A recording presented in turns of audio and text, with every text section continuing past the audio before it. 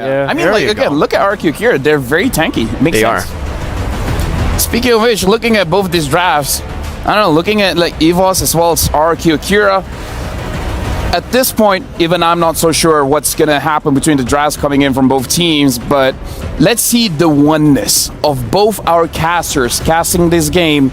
This is going to be the final game of today, so casters, take your space. As one we shall. Thank you so much, LaFell, Mirko, and Wolf. Going into the final game of today's broadcast, welcome to Game 2 of RRQ Akira versus EVOS Glory. Once again, it's Gideon and Leo at your service. This time around, the compositions are kind of interesting. I have to admit that RRQ Akira, they're bringing in some, again, we said 16 C's on that Rizla before. Now it's way more with the RRQ Akira lineup. I couldn't think you could go beyond 16. Right? And here they show us. That is definitely Takash looking to be one of the frontliners alongside Luis and King. Because that's what you need right now against EVOS Glory's lineup. But here's what sucks, right? Since they are red side for the Kingdom, here's what sucks. Since EVOS Glory is red side, they got to pick up the X-Borg, which will definitely shred through what's left of King, Takash, and Luis. When Dreams is done with the Minoan Fury. Oh, yeah, I think that's not even the worst part, right? Because even if they do start the shred, let's talk about like the raw peel that they have in Clawhood, in Dreams, in Annabelle. I mean, Fluffy is by far the worst one when it comes down to the peel and initiation. Kind of depends on the situation, but regardless, right? That's just so much to get through. And unless RRQ Akira can find these big wombo combos, I think it's very possible, right? Like, I'm looking at Sagan, I'm expecting a Minoan Fury steal. It's very rare that we actually see Valentina with so many ults to steal. I'm looking at 3 minimum, right? 3 juicy ults for Sagan to get to. And let's not forget to talk about Gusta Lagusta, right? Gusta Lagusta, what he Gusta want to do here is to find a spot where, wait. That's a lot of damage. On a Terizla at a minute and a half in. It's fine. It looks like both went for like the hyper early rotation to try and hit 4 as soon as possible, but they both did not hit it. It's this wave here. They went 1 wave earlier just to fight for control. All right, back to what I was saying, man. Gusta Lagusta, what he wants to do is to get Branch into the defensive position early to compromise that Blazing Duet intro later on. Right now, maybe they just trade blows. Maybe they just farm up out of their minds. That's the best way to go, but check it out. Turtle fight now, early on, Luis from the back. Yeah, but here we go. Instantly, Clawhood is able to get on out of the Minoan Fury as well. The Eternal Guard has just dropped down, but that last Insanity is doing more than enough damage to start melting the members one by one. 2 already down, and RRQ Akira, they've flicked so many flickers, in a matter of fact, have been expended to dodge that raw damage. If only the game ended at 2.5, that was it. RRQ Akira wins, right? If all you need to do is take a turtle and kill 2 opponents, then that's it. But how do you translate? That's the question. I think that's what RRQ Akira had trouble doing in game 1. I agree, yeah. They had a good control of the early to mid, and then eventually they forgot, oh wait, Annabelle is just snowballing out of control. Now though, they're on to a great start. Getting how often you see 3 minutes in, 2 kills up, about 2,000 gold ahead. How often do you get this? I mean, I'm probably the wrong person to ask this question to. I'm from a region where it's pretty often. It happens all the time. But here comes the rest of the team. Great last Insanity to dodge for a majority of that damage. But without that Faraga armor, it does mean that RRQ Akira can walk up pretty freely. There you go. King just stealing away, paying the iron price from Annabelle's farm. And here's the thing, man. Usually you see an X-Borg in the jungle and you go like, oh yeah, it's one of the more sustainable, low-cost junglers.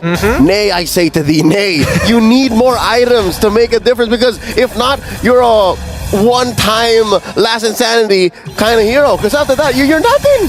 This is starting to sound like Hooberstank real quick, man. But I think that for the most part of it, EVOS Glory should be able to control the tempo, right? The onus does feel like it's on RRQ to make things happen fast in this game. Yep.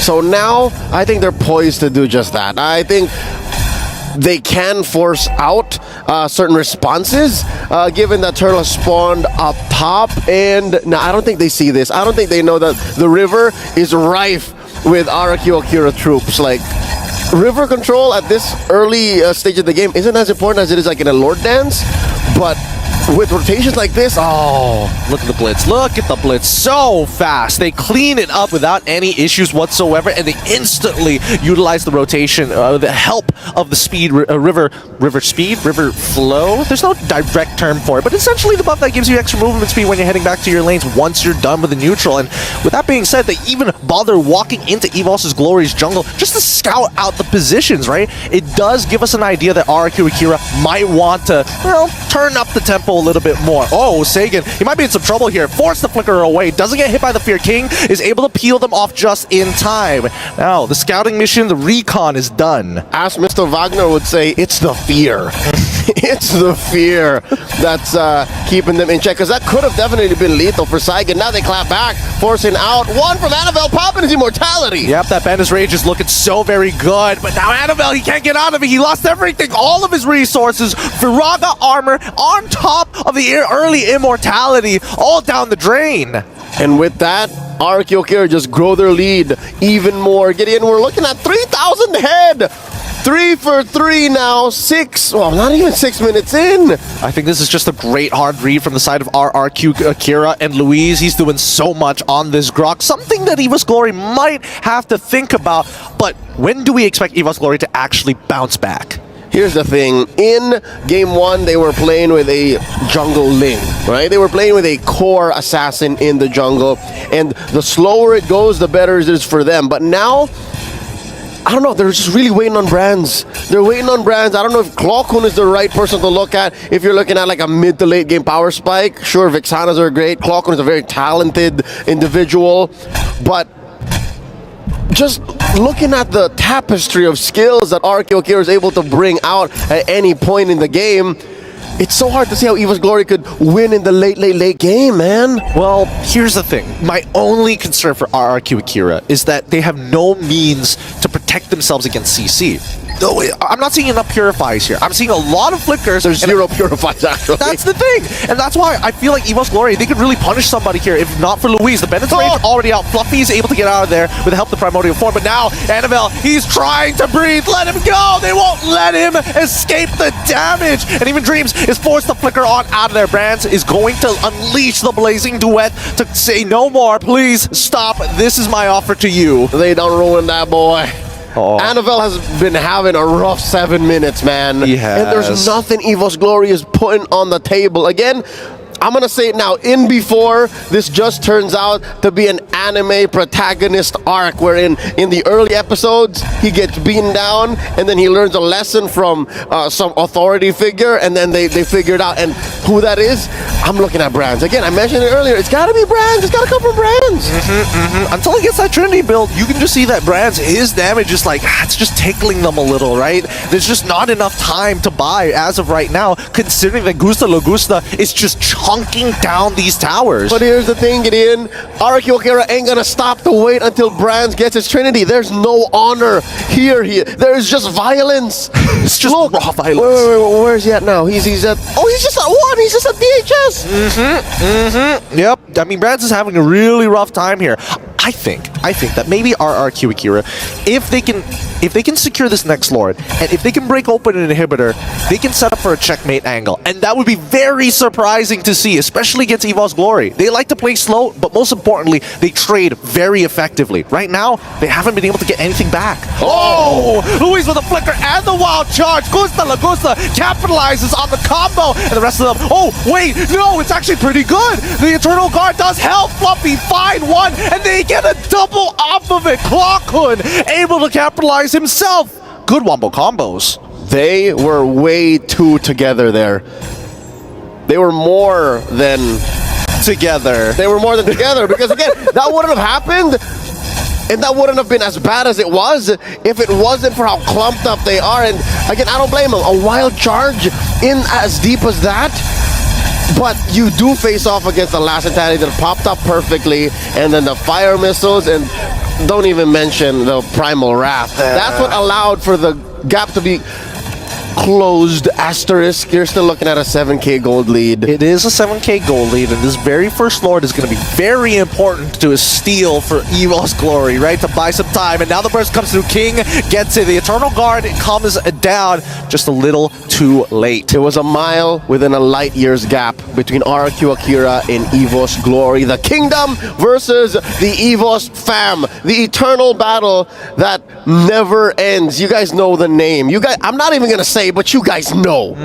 You just feel that vibe, feel that energy. You just know, as Leo says, it's coming to that point. It's getting to that checkmate angle. Yep, we're close to it. And I was going to say, if they do find that, again, that Lord take into an inhibitor push, I'd give RRQ Akira maybe a 95% win rate. Like, that's gotta be it.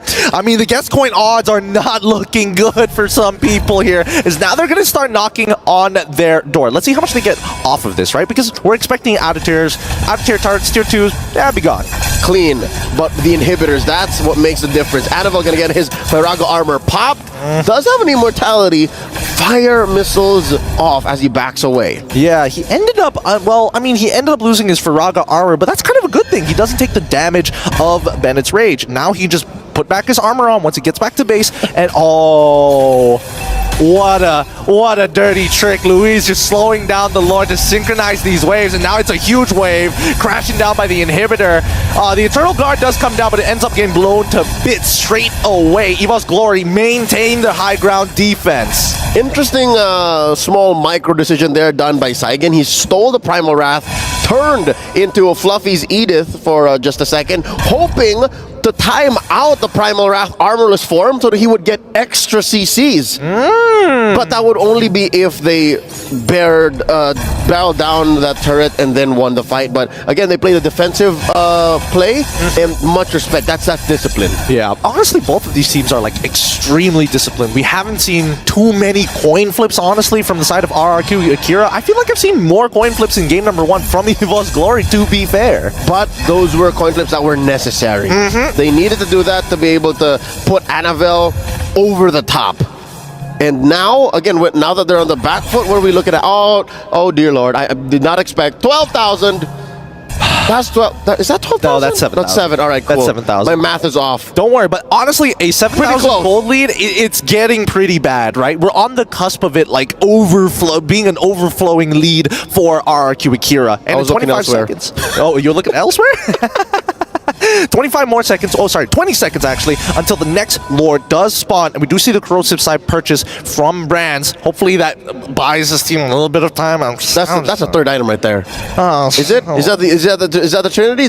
Can we say now that the King of Marksman is online? But who's he gonna find in the back? Best case scenario, Gusta Lagusta. But Gusta Lagusta can just flicker out of there and he's still an item up. Yeah, I think the worst part is that anybody can CC him. Luis, Takashi, King, Saigen, like anybody can hurt Brands until he gets his situationals, right? We're waiting for the Winter Crown, right? We're waiting for the Winds of Nature. That's 4 sources of CC, you're right, Gideon. He's overloaded. He's overloaded. Check it out. That's 1, 2, 3. That's it. Yep, definitely. So he's built into his Trinity compared to Gusta Lagusta, who is on his way to his 4th core item after the BOD. Man, this is like a really unfun game for Brands, right? Like, he's just waiting for things to happen. He's waiting for RRQ Akira to make a mistake, and everybody else on the side of EVOS Glory just wants to take a traditional front to back. But as soon as RRQ Akira grab you, they hold you, and Gusta Lagusta just pushes you over. And now the Lord. Oh, here we go. An early Last Insanity from Annabelle. Not going to save this inhibitor, though. Just need one more hit in. Ooh. That's fine. They're not going to force it. I love the discipline, though. Proving me wrong. Yeah, I mean, it's basically as good as gone at this point, right? Anybody can just walk up, auto-attack it. It's basically going to break. You can take the wave, sure, but at the end of it, it's going to go down. Saigen finds it, and now the rest. Oh, Last Insanity coming up from Annabelle, and Dreams might be in some trouble. He flickers out of there, but the penalty zone from Takashi is going to tell him, hey, no, we don't want you to leave just yet. Last Insanity stole it from Saigen, able to find one, and Brad, Oh, he ends up getting blown up by Gusta. Lagusta is... Wait, no, this can't be the end game. This can't end just like that. EVOS Glory on high ground defense duty once more. Oh, it's just Luis who's very low. Everyone else from RRQ Akira fresh, ready to fight. Underneath tier 3 in mid. Annabelle still keeping his Firaga armor. Oh, he's trying his best. He needs to get that armor back up to use the last stand and clear the waves, but they can take their time here. Takashi, he's taking a lot of damage, has to use the penalty zone to get out of there. That's a DPZ if I've ever seen one. Big DPZ. They do have a minute to wait until an enhanced lord spawns in the upper quarter, and I think that's fine. At 14 minutes, when the lord does spawn, it'll be about 15.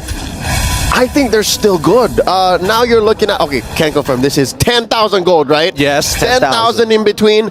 I think they're okay. I think they can afford to wait for this lord and then go for the GG push. So now, right now, I'm calculating in the absence of our real-time win rate AI, about an 80% win prediction rate for RRQ Akira. We need to get a graphic for that. Leo's prediction win rate right on screen at some point in the broadcast. Now, I think that, yes, I agree with you that they kind of need to rush this down, though. As soon as that 22 seconds expires, the Lord is up. Hey, start working at it, right? Get EVOS Glory to come out of their base, but they can't drag it too long. Because keep in mind, EVOS Glory, once they hit 42K, the 42K mark, then they can pretty much go toe-to-toe with RRQ Akira, with the exception of no situational items to swap out. But they are far from it. Again, 5 seconds from now, there's no way you're farming up 5K. There's no way. Let's see how long RQ... I mean, who would have the big shutdown at this point? Hold on. The combos are coming up, and Fluffy loses his immortality straight away. Minoan, the motivation roar is going to keep him alive, but Annabelle doesn't mind taking his time with this. Building up that heat is a good idea,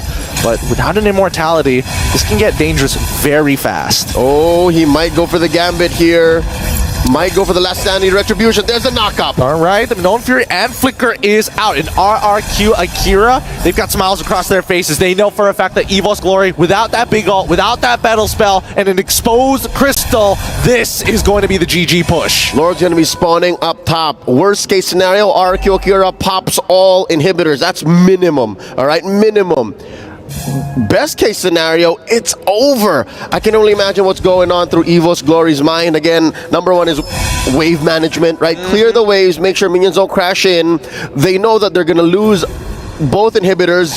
Best case scenario is they might even get the punish. Now, you ask the question, who could they pop the piñata on? Who could they shut down? Because they spread out the kills very well. They do. And here we go. The end game might just ensue faster than we would like to imagine here. High ground defense for the side of EVOS Glory.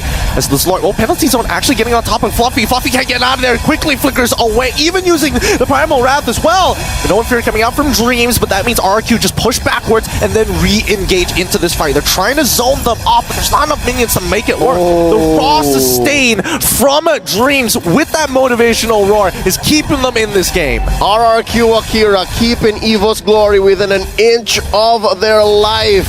17 minutes in, 8-2. You're looking at a, now can confirm, 12K gold lead. Man, this is why they call this match the oldest time matchup, man. It's a rivalry that spans regions. I mean, sure, same franchise, different team, but who'd have thought that RRQ Akira, not RRQ Hoshi, would put off a fight as good as they are against EVOS Glory? People are going to be talking about this to their young ones when they go and tuck them in for bed. Oh my goodness, where did that Firaga armor go? Sagan has so much damage. What was that? I mean, after a wild charge, plus a few right clicks, a few basic attacks, and again, with the 12K gold lead notwithstanding, best believe that Firaga armor is going to pop, but good news, at least he still has his immortality. So, you know, no harm done. Yeah, no harm, no foul. And I think at this point, as much as I would like to say that the checkmate angle has been achieved, I think that RQ might need to actually roll the dice a little against EVOS Glory. If not, how else are you going to risk it for the Mystic to close out this game if nothing is happening? Very minimal interactions between the two. The most is that you get resources, but you need to go above and beyond if you want to close out this game. All right, so here's one possible theory, right? One possible solution.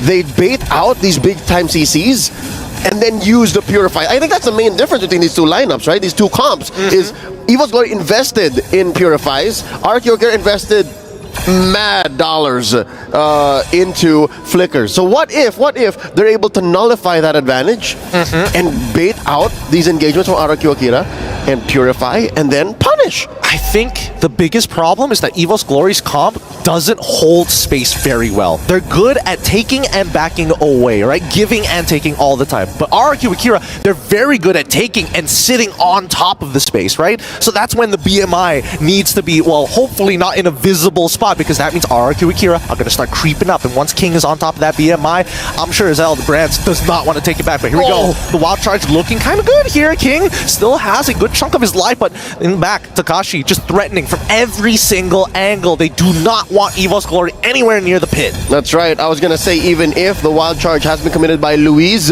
there's still a penalty zone waiting, cocked and loaded, plus a flicker. I'm pretty sure EVOS Glory is aware of that, plus a flicker. Now, we're waiting for more to come in. This is about to go ahead and collapse. Oh, here we go. They're going for the rush. Oh, Dreams flickers in with the Known Fury as well to catch all four, but really not enough damage. Last Insanity doesn't connect on the right targets, but Takashi finds four BMI into the back line, and quickly, Winter Crowns are being popped, but it's too late. The damage has been done, and RRQ Akira will run down the last remaining members of EVOS Glory. Astro Thunder live in Riyadh, about to go ahead and end this series at 1-1. You can never count out Latam. RRQ Akira take a game from EVOS Glory. GG, well played.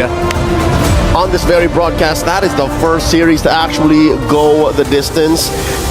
What was it? 25 minutes. 25. Game 1, 25 minutes. Game 2, shy of 20? Yeah. And then we end at 1-1. Yeah, and it had one of the lowest kill counts we've seen thus far. So minimal people were dying because all they were doing was trading immortalities. Chef's kiss. What a performance by Tekash, also known as Astro Thunder. I asked him at M4 about 2 years ago, what kind of moniker you want, man? You worked so hard.